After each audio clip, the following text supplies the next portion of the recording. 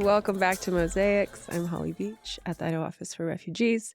If you're just new to Mosaics, this is a podcast that highlights stories from throughout Idaho of Idahoans who often came from different countries, and we get to learn and hear about their cultures and their journeys to get here to Idaho. So today we have a wonderful guest. I'm excited to introduce you to Aanish Shamim. Hi, Aanish. Hello. Thank you so for much. having me. Yeah, thanks for being here. So Aanish used to work actually right downstairs from where I am at Economic Opportunity. And if you watched last week's podcast with Claudia, you heard about Economic Opportunity. He recently started a new job at the city of Idaho doing the community engagement. And I'm excited to hear more about your work there. He also has worked at the College of Idaho. You worked at the College of Western Idaho. Yes. Went to College of Idaho. Yes, went to College of Idaho.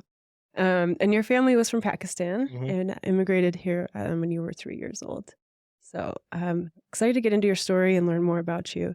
And thanks so much for being on Mosaics today. Thank you for having me. Super excited to get to chat.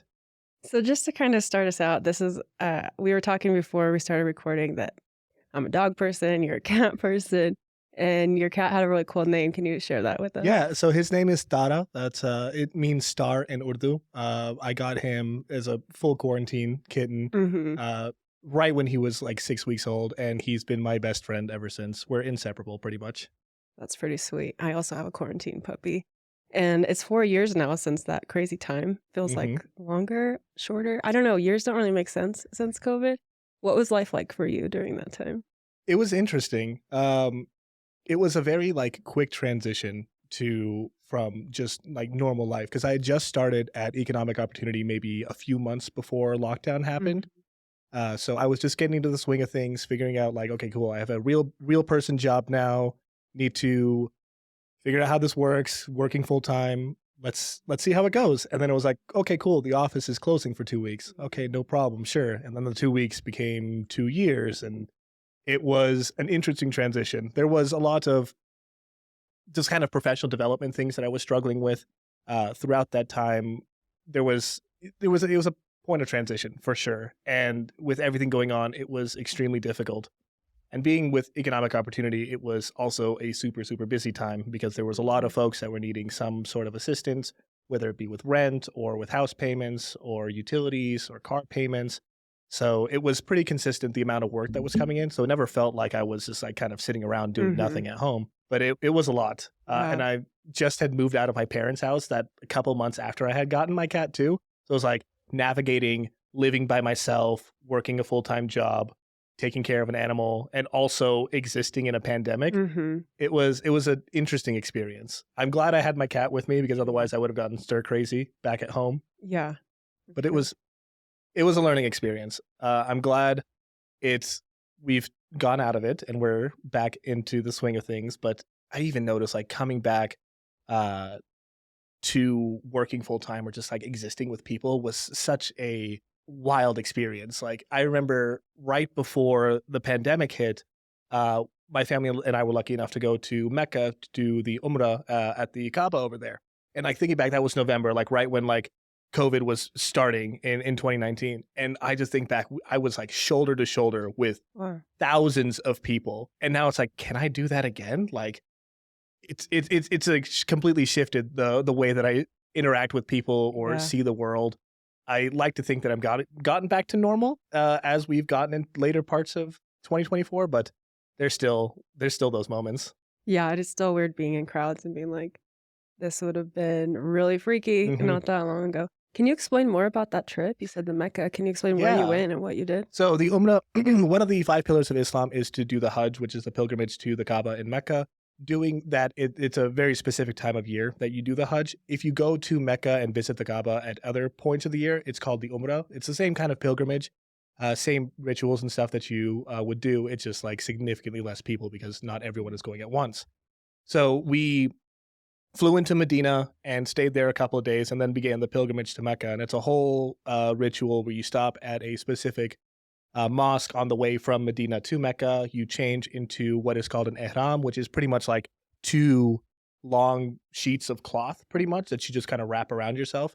One of the main pillars of doing the Umrah or the Hajj is that everyone who goes there is equal. There's no race, there's no caste, there's no class. Everyone's going in there with the same goal in mind, and for the same reason. So everyone looks the same. Mm. There's like, you're not supposed to wear anything with stitching, so it's just like that cloth that's wrapped around you, and you keep that ihram on the entire time you're performing the Umrah. So the rest of the drive to Mecca, getting to the Kaaba, performing the various rituals, like walking around it, praying and such over there, and then finally walking between the two mountains or hills that they have, kind of like underneath it now, Mm. all with like various religious significance. But just visiting the Kaaba and seeing it for the first time, like as we got there, at like 9 o'clock at night, it's dark outside.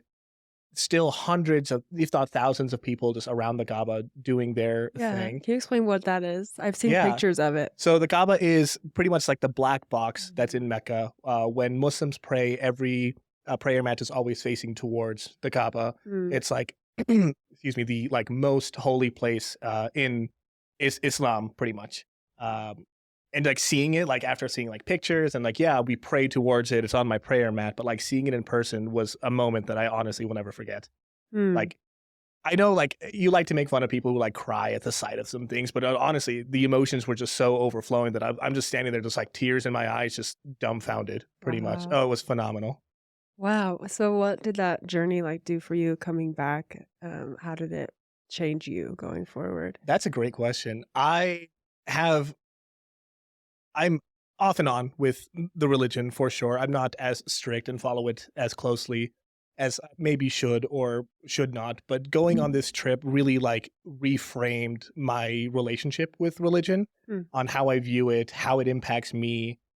Because like going there, I felt the sense of community and that spiritual shared nature that everyone had over there. So it's like, okay, so I don't want to just like completely move away from Islam. No, it's a very core function of, or part of who I am, but I use it to balance with the rest of who I am. Because like growing up in America, it's a very interesting balance of having Pakistani culture at home, and that's what I'm taught, and then going to school, and none of that being applicable. Mm. Being made fun of the ways that I say things and like the way that my family does things. It never, there was always that kind of disconnect. There was like two separate identities that I was kind of wrangling with. But going on this trip really allowed me to reframe my relationship with religion and my culture overall. It gave me a whole new perspective on how I view myself as an individual, as a Pakistani, as an American. Uh, Honestly, it was truly a life-changing trip for That is sure. so cool. I'm sorry to hear about you getting made fun of as a kid. Did that kind of make you more staunch of like, no, I'm proud of this, or did it make you want to kind of just bury it for a while? It was when I was younger. It was more just like, oh, I'm not going to talk about it. Oh, I'm just going to avoid it. But in like being made fun of it, thankfully, and I'm super blessed that it wasn't like very aggressive, or it was more like I had a sleepover with a friend of mine, and I asked him to get up and close the light instead of turn off the light, Mhm. because in Urdu, when you say turn off the light, the word translates to close. So I'm just saying, hey, close the light, and he was just like, sorry, what am I doing? And from then on, it just became a huge joke with me and him. It's like, oh, you want me to go close this? But those little things, Yeah. so there was nothing super significant, but like those little things like made me like, oh, I guess I am different. I do have a different upbringing or different cultures than the folks that I'm friends with and I go to school with. And at first it was like, okay, I'm different. That's weird. How do I kind of go about it? Do I have to choose? Do I have to be a Pakistani person? Do I have to be an American? How do I grapple with this? And then over time, as I did more reading and learning about myself, it became like, yeah, I am different, and that's okay. Difference is not necessarily a thing of opposition. It's just a natural thing that happens. It complements each other. Mhm. Now you can hold both and feel true to yourself. Exactly. Like I struggled so much with the idea of being like too white for brown people, but also too brown for white people. And that was a weird kind of like, how do I exist in these situations or in these communities? And then it's like, okay, I am a blend of both. I think the term that I learned as I like did my research on it is like a third culture kid. Mhm. That is what I am, and that's a unique experience. And I have just as much of a right to be in a space as someone who is fully white or fully Pakistani, or Mhm. however you want to define it. Have you been back to Pakistan? Unfortunately, no. The last time I was in Pakistan was when I was in second grade. So it's been quite a long time. I definitely want to go back, but all of our family has moved out, or like close family has moved out to different parts of the world. Mm. So there's no real like drive to go back. The main thing I want to do is just go and spend like a week just eating at every like roadside stall that I can and getting Mhm. super sick because of it, but just enjoying all the food. Yeah. Does your family still stay true to the traditional cuisine of Oh Pakistan, yeah. like, at home and stuff? It's really difficult because every time like I'm asked here like, oh, what's the best like Indian or Pakistani food can I get here, or anywhere I go, it's like my mom, Yeah. sorry, like she's changed my frame of reference so badly that any Pakistani restaurant or Indian restaurant I go to, it's like, my mom's is better. Yeah. Well, kudos to her. Oh, it's great. And she taught me how to cook and got me instilled with a love of cooking. So Wow. I'm keeping those dishes going. I have a lot easier time making like chicken tikka or some kadai or something that I do Mhm. like pasta most of the time. Oh, it's so much better too. I That's like great. it. Maybe you and your mom could come do a duo. We have those culinary Oh, classes that would be so with fun. IMID. Maybe you could come do a duo class and, That would like, be fun. make chicken you just call it chicken tikka? Yeah, chicken Yeah, like there's like the so many. curry. Yeah, there's so many types of dishes. Do we have any Pakistani restaurants here? I think the closest is Taj Mahal. It's owned by Pakistanis, but it's like Indian Pakistani food combined. And I mean, there's very little difference between the two anyway. The only like distinction that I make is that Pakistani food has a lot more beef and meat Mhm. associated with it, and Indian food is a little bit more with veggies and chicken and such. But other than that, it's Very all the same. similar. I was doing, like, just watching kinda YouTube about Pakistan before coming just to kinda learn more and, um, learning that Urdu is the official language, but there's, like, 75 Mhm. other languages spoken. What's that like for your family? Do you speak multiple I mean, English and Urdu? Do you have Yeah, others? so yeah, we English and Urdu are the main ones. I grew up. I think Urdu was my first language. I learned English when I came to the states, and uh, it's always been it's been constant at my parents' house for sure. Both my mom and dad both speak to us. Me and my sister solely in Urdu. We respond both in English and Urdu, but they mostly speak in Urdu. And with my grandma, who's still with us, we only speak to her in Urdu. And so I'm lucky that I've kept up the language skills over the years. And recently I've been giving myself a mission to improve my Urdu because on my Instagram now, it's picked up that I'm a Pakistani guy. So it's been giving me a lot more like reels about like that are in Urdu and Hindi. So I'm like picking up like, oh, that's how you actually say that word. Nice. Okay.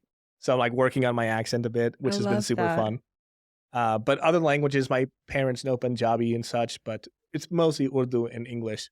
What really irked me though growing up is that they have their own like slang or like Mhm. Pakistani version of Pig Latin that they do.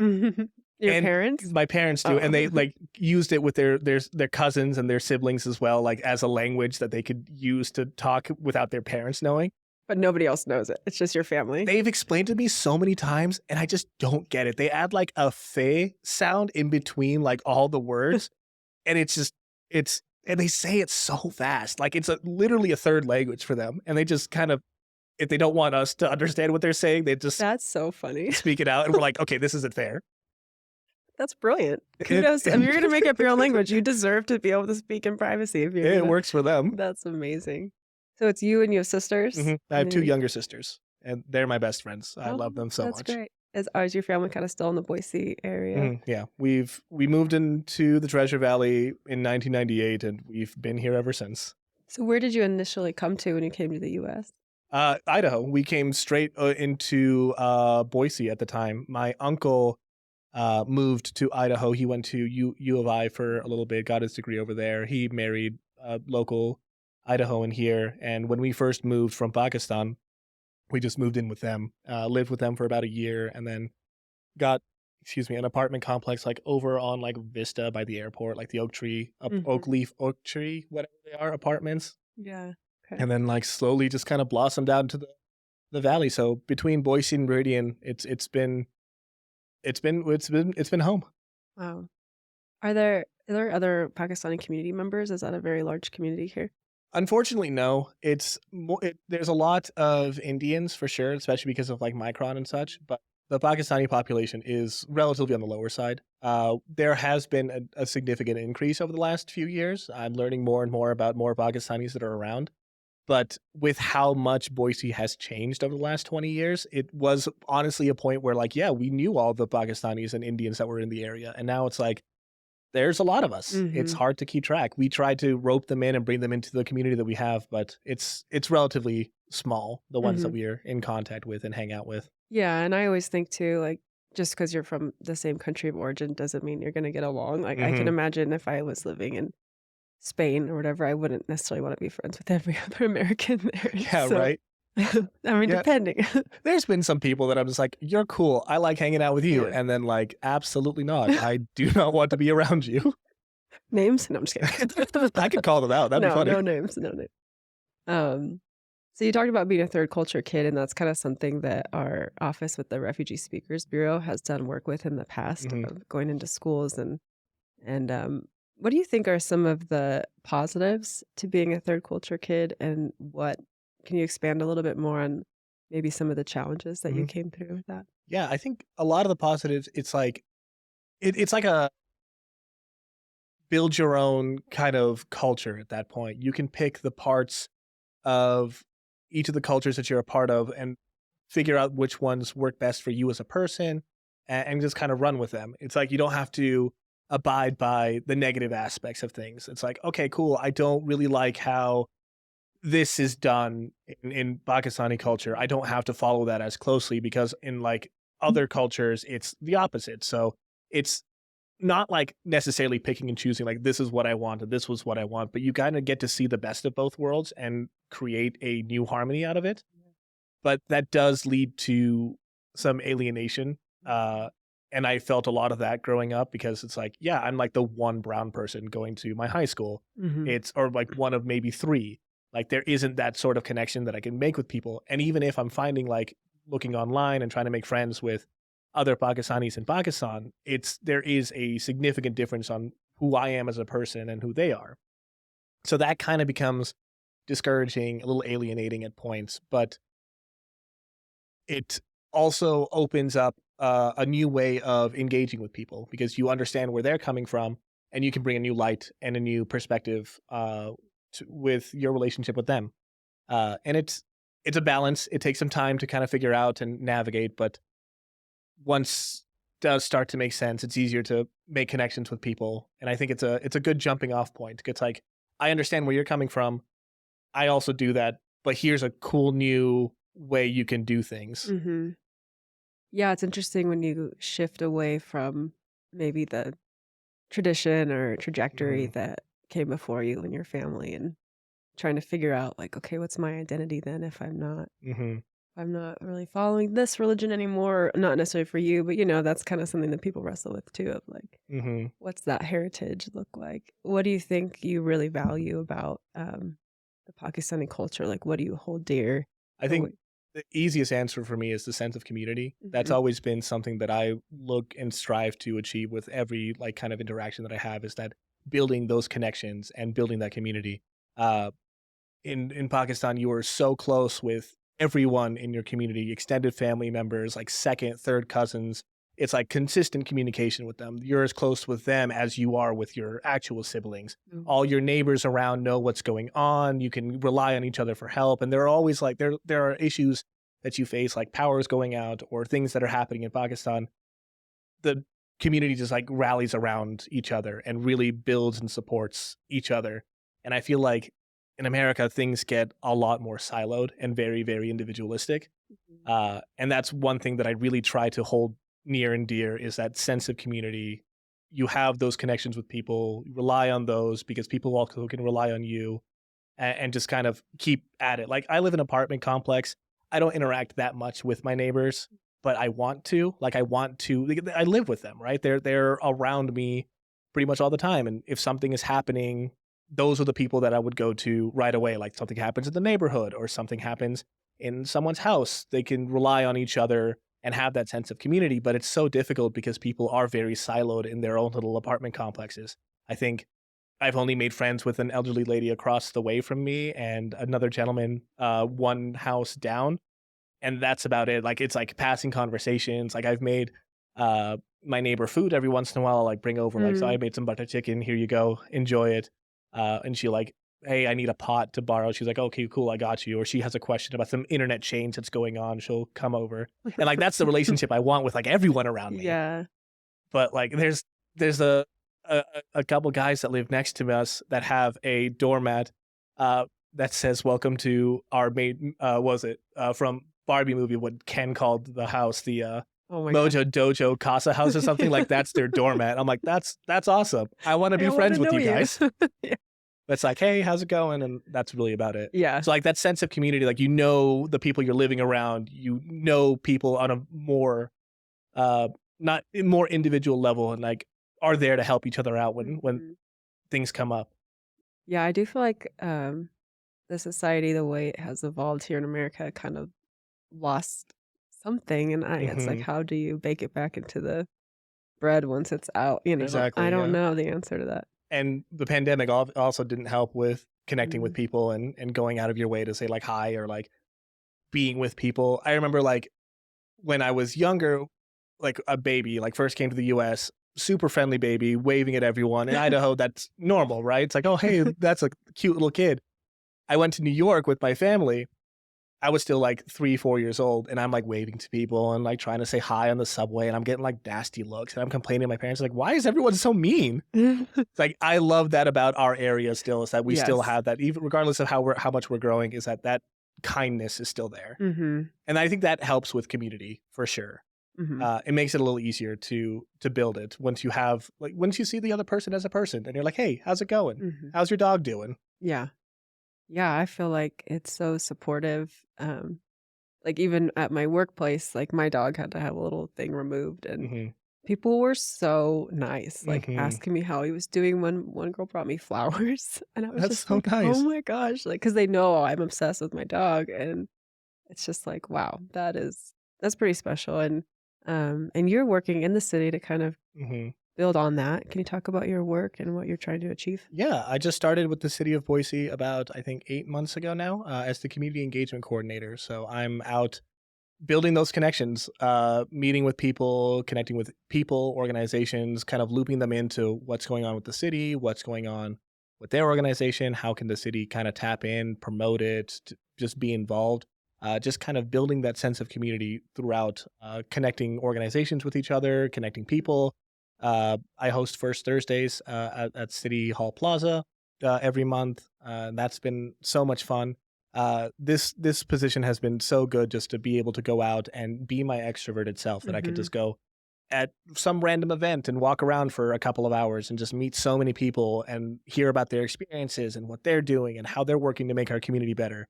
And then I can connect them with other people who are doing the same thing and just kind of like keep building this tapestry, I guess, of Mhm. connections. Yeah. And where do you see the kind of improvements that need to happen so that people who maybe are from a different country or speak a different language or have different cultural norms so that they can kind of feel more settled here? Do you see where we can do some better work? I think in just bringing people into the fold, a lot of the times people just don't know what's going on. Or we as a city don't know what's happening around, and especially in those like smaller communities.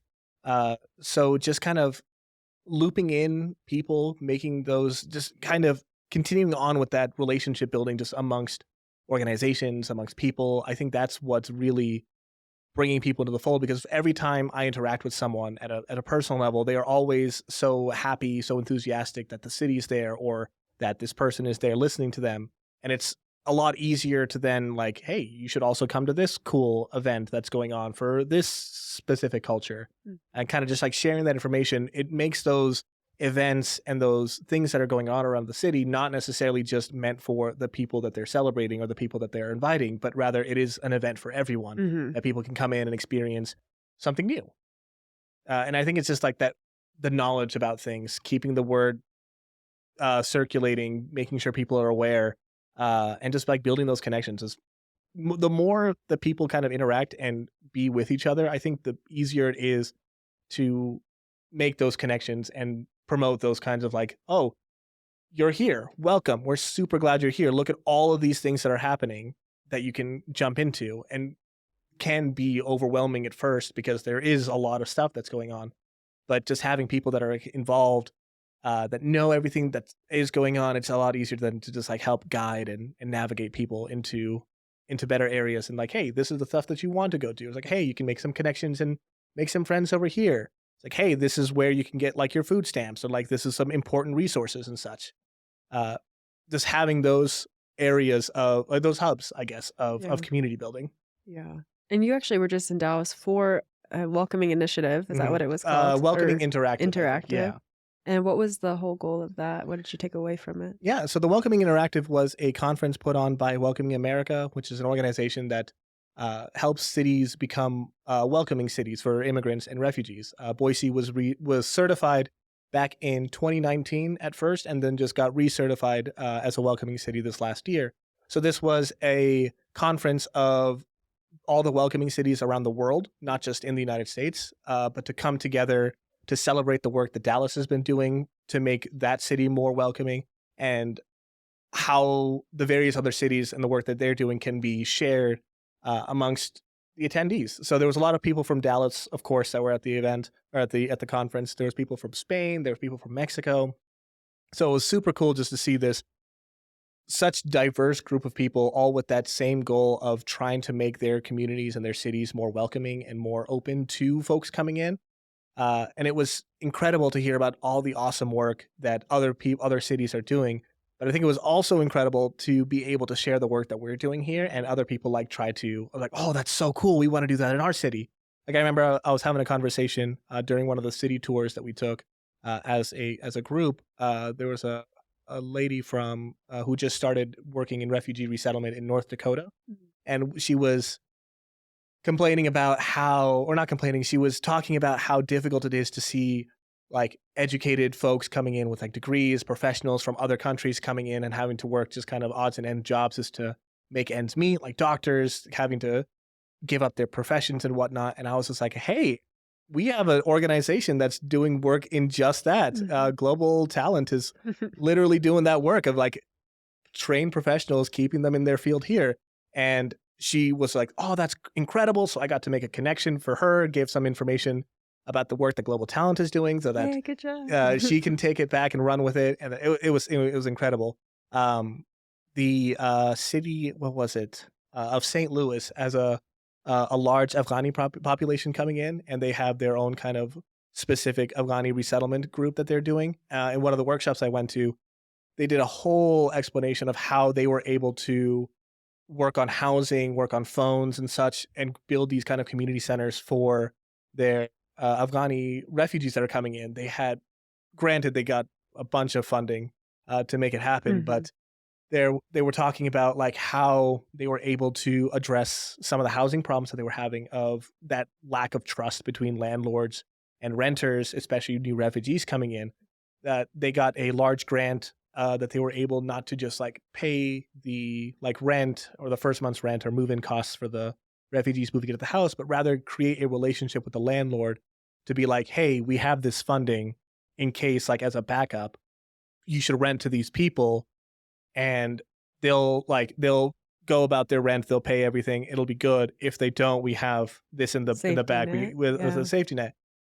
Improved relationships between landlords so they don't have to go specifically to the affordable housing, but they can work with any landlords in the city, and has like alleviated their like housing problem pretty much with new refugees coming in, especially with the large families and trying to find large homes to accommodate everyone. Yeah.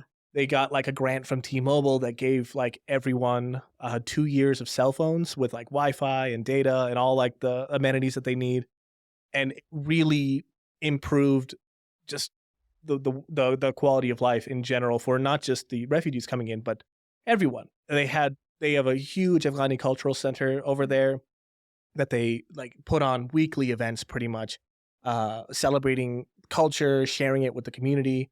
And it's just like they had their whole thing is like St. Louis welcomes Afghanis and whatnot. And it was so incredible just to hear about all the work that they're doing. It's like, okay, cool. What can I bring back and like tell our welcome center like, hey, these are some things that are being done over there. Here's a contact. See if you can reach out to them. That's so cool.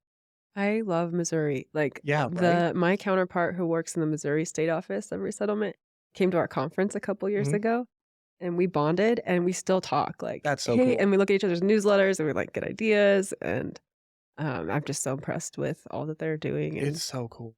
yeah, and I'd love to be able to come together and learn, like you said, from other Mhm, states and other places, and housing obviously is a challenge here too, and mhm, so different initiatives are in the works to and not just for refugees, but for anybody, like, mhm. we grew up here and we've seen how it's changed and how intimidating it is to try to even think about home ownership, unless you're, like, have a partner that can help. I mean, Mhm. it's just, like, seems very daunting. I was getting, lunch with Claudia a few weeks ago, and she was like, "Anish, why aren't you buying a house?" And my response was just laughing. It's like, "Yep, that's a good one." Yeah, A very far off dream for me at the moment yeah. too. It's like, "Oh, cool, let's establish my career a bit, start making some money. I guess I'll be renting for however long I can. I'd love to get a bigger place for me and my cat and get another cat for him as well, a little buddy to be around when I'm not there, but it's tough. Like, Mhm, rent is by itself mhm. astronomical. And that one's kinda hard too, because like, whenever your lease is up, you're like, "Fingers crossed." You have no idea what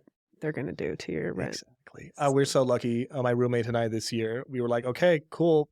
We're expecting a big jump," and it was like $30. I was like, "Oh my god, thank wow, goodness." it's a good landlord. Yeah. And Boise's been really working hard on the housing initiatives. Are you Mhm. part of any of those, or is that kinda outside? A little bit. It's more outside of my purview, but there is a project that I've gotten involved in. We're calling it the Shoreline Innovation Project. We're looking at the shoreline neighborhood, kind of like that area between like Americana River, kind of going around Road Skate Park, a little into downtown, uh, towards like Ann Morrison and the Lusk area. So that's a business development redevelopment zone. We're looking into talking with the people that kind of exist in that area, homeowners, business owners, folks experiencing homelessness around that, learning about their experiences with that area, some of the things that they enjoy, some of the things that they're missing, and we're trying to compile as much of information as we can to kind of put together a kind of a plan for that area of how we can improve it, make it more uh, vitalized for the people who already live and exist there. We're not looking to like move anyone out, of course, but just kind of Mhm, like what is that neighborhood needing to really make it thrive? mm, What are the people who exist there? What are their experiences with it? What do they like about it? What do they wish would come in? So that's been a really super enlightening uh, project so far. We've conducted a whole bunch of interviews with residents who've lived there for uh, 5+ years. We had a whole section where we talked to skaters who frequent Road Skate Park and their interaction with the area, business owners, people experiencing homelessness on how they interact with the area and how what it means to them. And we're taking all that information, kind of theming it, making it, having some insights out of it, and we'll propose some solutions that we can bring to mayor and council later on in the project. But it's kind of like it's not necessarily directly housing related, but sort of looking into this specific area of Boise, seeing how people feel about it, what are their experiences, and how can we use that to make it better for all the people who already exist there. cool. That's It's been a super eye-opening project, just seeing all the differences in what people are wanting and what people are how they interact with the neighborhood. One person is like, "No, we need like grocery stores. Like that's the main thing that we need here." And then another interview that we have with someone, they don't even mention food because they go to like Winco or like elsewhere to grab food, and just seeing like the differences of experiences of someone who relies on their car and like goes out and goes around places versus someone who just bikes and that's their way of interacting with the area. How different it is for them just to exist in the same neighborhood. mm, that's really interesting work. I'll be excited to see what comes from that. Me too. We just had to take a step back this last week and kind of go back and find some more people to interview just to get a little bit more data. Mm, So it's been a really cool project to get involved in. And the cool thing about it is that it's not just like mayor's office or community engagement that's doing this work. It's people from all over the city. So we have like someone from the library, architects, someone from Parks and Rec, someone from the airport, someone from Our Path Home. There, it's a police officer. Like there is a wide range of perspectives on the team as well, which gives it a whole new kind of level to it. It's been interesting because it's like we're looking at all these like quotes and data points from the interviews that we've done, and we're making themes and kind of making connections out of those. And it's like this all this stuff I can do by myself super, super easily. Like I can make these connections, theme them, move on in a couple of hours. But working with a whole group of people and seeing how differently everyone's minds work Mhm. on this data and how it processes differently has been a really cool experience. That's really cool. Yeah, I've just been struck lately by the power of, like, roundtables, like, small listening sessions, and I think sometimes you can get in your head of, like, if it's not a big audience, it's not as valuable. Hmm. But we recently had a roundtable. This woman that works in Jordan and helps refugees from all over who are in Jordan. They help them like with economic empowerment because their refugees in Jordan aren't allowed to get work authorization. So they have like community hubs that work on the economic empowerment and then also family relationships and community relationships. And we had a roundtable that kind of talked about family relationships and women in in particular, and just some of the issues that came up were really eye-opening to me, of like, if you come from a different culture and you don't quite know what's gonna happen if you call the police for help about Hmm. something. Like, in some cases, someone might have reached out if there was, like, some violence in the home, thinking that that person would just kinda get scolded Hmm. and then the police would move on. And then for 30 days, there's, like, a no contact order, Hmm. and now they're in the court system, and it's like the family never imagined that what would happen, and Hmm. and so, like, some of these different cultural, like, "Oh, that is a big," if I lived in another country too, I would have no idea. Like, I lived in South Africa, and they said, "If you need help, call our security company of the apartment complex rather than the police Hmm. because they'll get here faster." Or, like, yeah, just little things like that, that if they're not, really explained to you, it's really hard to grasp some of these nuances of, like, the Hmm. different ways that communities operate. Absolutely. So just kind of hearing about that and, like, hearing how other cultures might rely more heavily on, like, an elder or a religious mediator or, like, the community to help through those things instead of, like, the legal system. Hmm. So, yeah, it's just kind of eye-opening, and I hope to be doing more of those, just listening and knowing, like, people when they first arrive here, they do get, those reception and services, like, the placement Right. services, Yeah. but then after a while, you're on your own and just following back up and just seeing, like, how they're doing and what they're facing and how they're thriving, Hmm. those kind of things. So that's something that I would like to do is just focus more on those listening sessions and hearing from people. Hmm. And just having like in those instances of like, yeah, there is the like very intensive like culture camps and like this is what to expect or like this is how like a banking system works and whatnot Mhm. for new refugees coming in.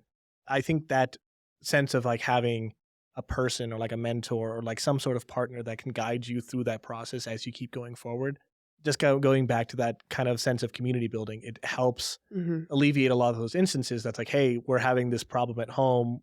We need to get outside help to solve it, but we don't want it to take it to a whole new level. It's a lot easier to address those situations as they're coming up. Mhm. And I think that's a cool ability for my role is that I'm able to be that kind of person for a lot of people. Uh, able to come out and be like, yes, this stuff is very confusing. I don't even get it most of the time, but I'm here to be that guide of like to be like, yeah, there's a city of Boise, which is just like this, like, ooh, it's a Mhm. amorphous kind of idea, but try to make that a little bit more real. Of like, okay, cool, this is what you're needing help with. Here are some people that can help out with it, or making those connections, providing those resources. I think it's helps in those instances so much. Yeah, just kinda that initial guidance, and there's even things for me as, like, a lifelong citizen here that I don't know how they Oh yeah. work, I need help.